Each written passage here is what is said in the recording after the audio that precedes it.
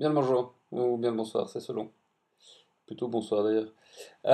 Pourquoi est-ce que je fais cette petite vidéo? Tout simplement pour vous dire qu'on est en train de rentrer méchamment dans le débat euh, de savoir comment on va rémunérer finalement les producteurs de contenu à l'avenir avec deux scoops aujourd'hui qui sont intervenus dans l'émission Intermédia. C'est un chouette. C'est le bel endroit évidemment pour faire ça. Grand débat sur la gratuité sur le web cet après-midi aux alentours de 16 heures. Et voilà que deux sénateurs nous sortent deux propositions de loi complètement différentes. Je vais même dire de conception, même philosophiquement parlant, de la manière dans laquelle les choses devraient se passer, puisque c'est à l'état de proposition de loi.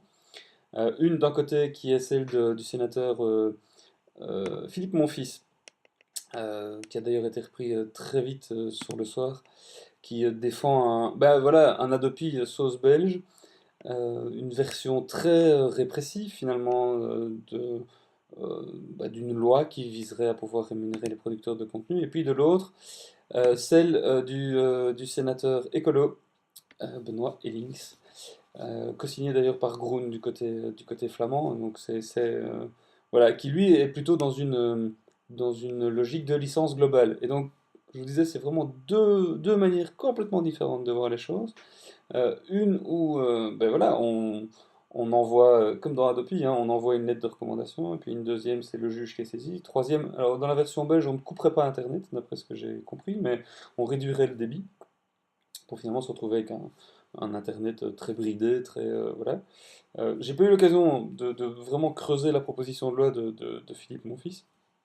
Par contre, j'ai eu l'occasion de discuter là ce soir avec Benoît et Links de la licence globale, parce que on sait qu'en France, c'est Adopi qui a été adopté, et on sait aussi que la licence globale a été rejetée pour 36 raisons. Enfin, si vous avez suivi un peu la manière dans laquelle les choses se sont passées en France, la licence globale a été rejetée parce que le lobby, tout simplement, des majors voilà, a eu un tel poids dans la discussion que ça a été complètement abandonné. Alors, de nouveau, si vous me suivez depuis un bout de temps, vous vous doutez bien que Adopi, c'est pas trop ma tasse de thé, mais ça n'empêche que la licence globale me semble.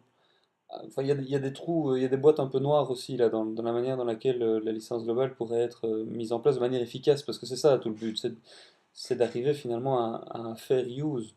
Comment, diable, on va pouvoir créer un système qui à l'avenir va être respectueux des producteurs de contenu, quels qu'ils soient, mais tout en tenant compte d'un état de fait qui est celui de l'usage par les internautes, par les consommateurs de contenu, qui a changé, qui n'est plus le même qu'il y a 10 ans ou qu'il y a 15 ans, où les business models voilà, n'existent pas encore, euh, alors que la manière de consommer a explosé par rapport à avant. Et donc voilà, ça me semblait intéressant de pouvoir creuser un peu tout ça, même si là, à chaud, c'est évident qu'il n'y a rien qui va se régler de coups de cuillère à peau, et euh, c'est un débat qui va être très long, mais heureusement qu'il a lieu. Ça, je trouve vachement bien parce qu'il faut que les internautes soient impliqués là-dedans. Il faut qu'on puisse, en tant que consommateur, pouvoir donner notre avis.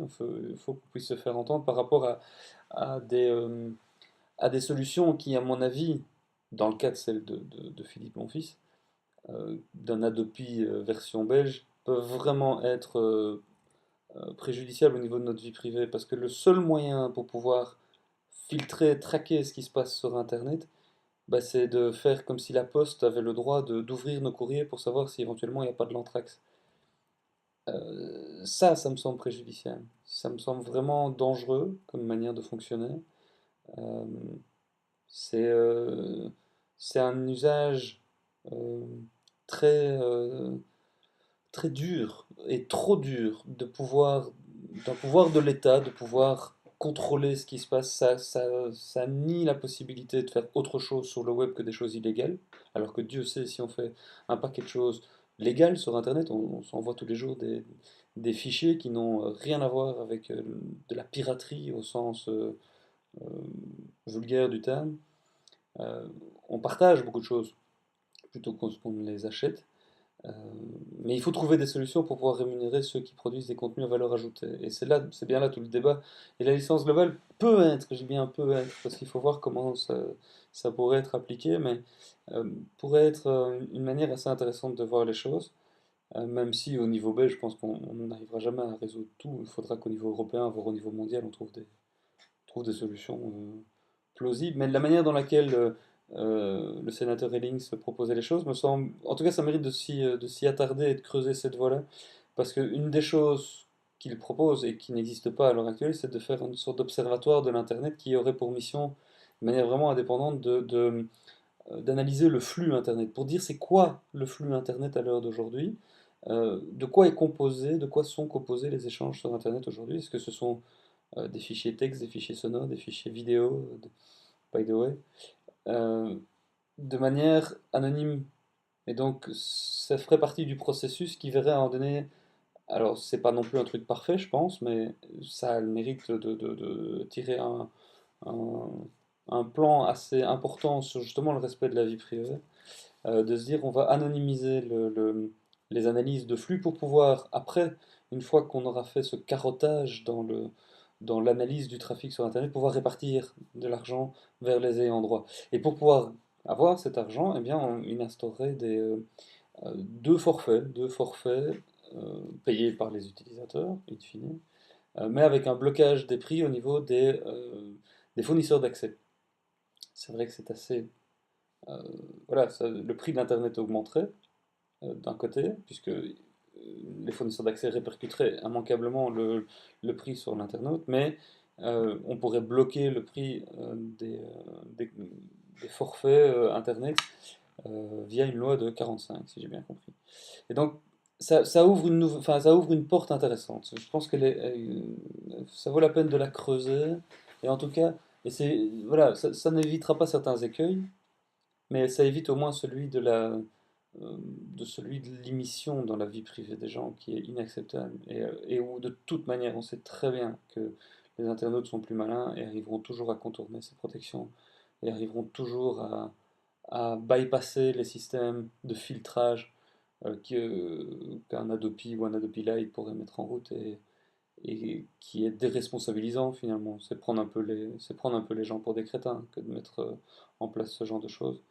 Quand on voit le nombre en tout cas quand on voit le nombre de dérives qu'Adopi peut apporter, et encore on n'en est qu'au début, moi je trouverais ça assez dommageable d'arriver à ce genre de système chez nous, alors que voilà, manifestement il y a d'autres choses qui sont possibles. Mais bon, le débat est ouvert, le débat est certes politique, d'après ce que j'ai pu comprendre. Le PS ne serait pas forcément en faveur d'une licence globale non plus. Il faut savoir que Belgacom serait mis à contribution et que Belgacom, c'est un peu la vache à lait euh, de l'État fédéral. Euh, j'ai pas d'infos par rapport à une prise de position du CDH, pas encore en tout cas.